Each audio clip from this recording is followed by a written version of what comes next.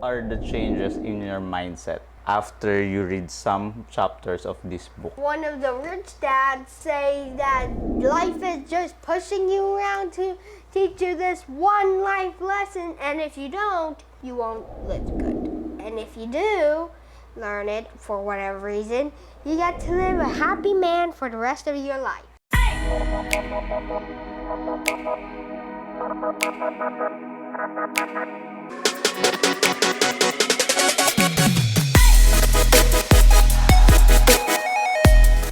Hi everyone, welcome to Takeaways with Josh, where we share our biggest takeaways in life, finance, career, and business. And for this episode, I have a very special guest all the way from the United States of America. It's actually my nephew named Zach Standiford. Hello, Zach. Hello! Today we will be reviewing this book called Rich Dad, Poor Dad. Alright, so we will be reviewing this book. And before we review this book, I just want to ask you some questions. Why have you decided to read this book? The reason why is that I'm interested in finances a few years ago. You're just 10 years old, right? Yeah, it's just that somehow I got a lot of passion in finance for whatever reason. Really? Okay, before we tell our audience what are the lessons we can get from here, maybe what are the changes in your mindset after you read some chapters of this book? Is that life is just life. In the first chapter, it's one of the rich dads say that life is just pushing you around to teach you this one life lesson, and if you don't, you won't live good.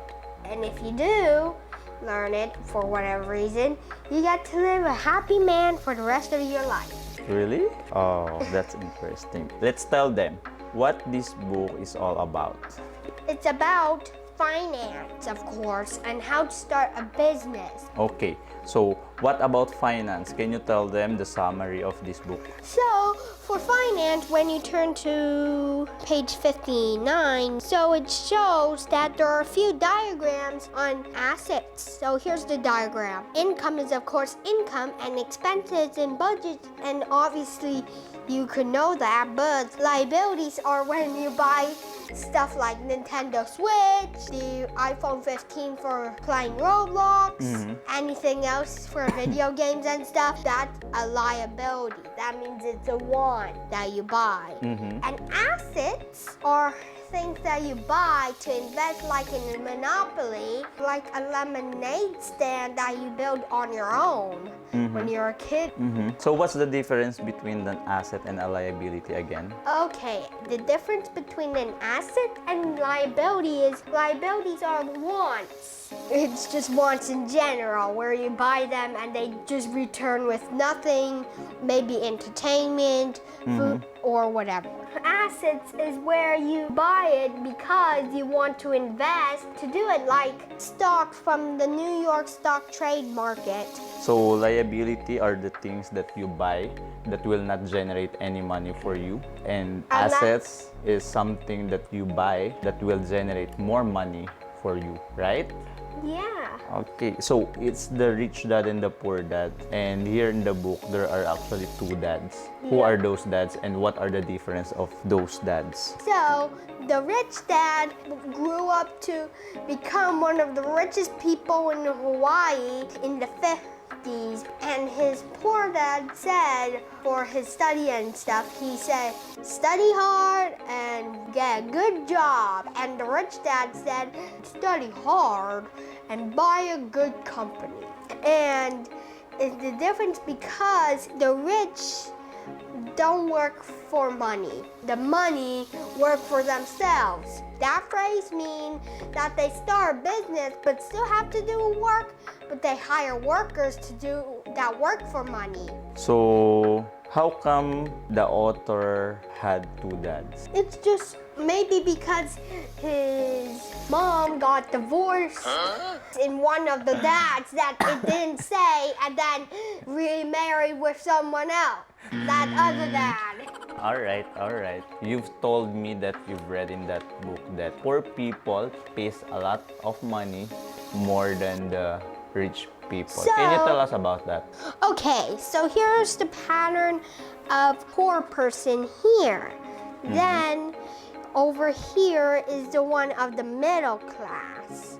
So we have the poor, the middle class, And the and income of the rich. rich person, which could be Elon Musk, Jeff Bezos, or whatever.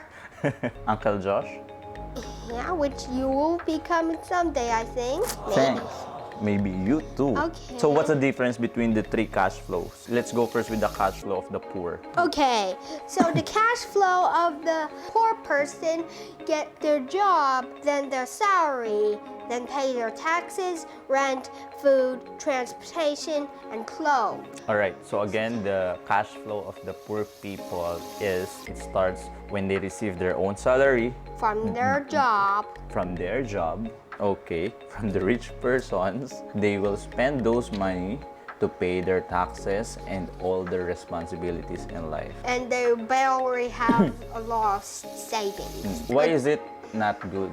The reason why it's not good is that since you have a low job salary, you only have enough for the basics, but you don't have enough for wants, so it's Then there still will be no savings in the end, right? maybe just a penny or two or dollar or whatever. So again, what's the difference between the poor and the middle class?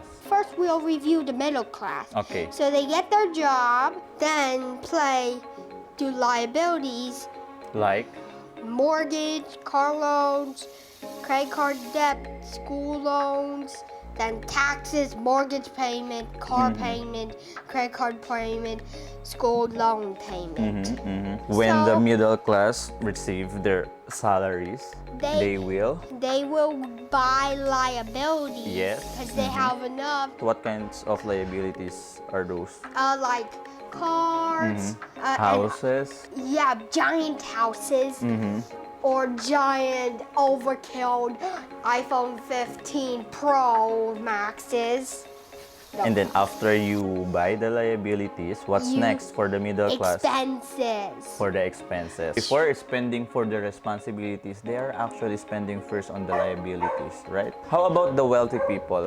Okay, they actually go from real estate, stocks, bonds, notes, investment property, and then they move it to their income, rental income, divide interest, royalties, and their taxes, mortgage payment, and their liabilities are mortgage, customer loans, credit cards. So where do they get their salaries again? They only get their salary from assets. Assets. Again, what are assets? These are, Things that you earn without an official working job. but they are still generating money, right? Yeah, they generate all from their assets and then they put it to income.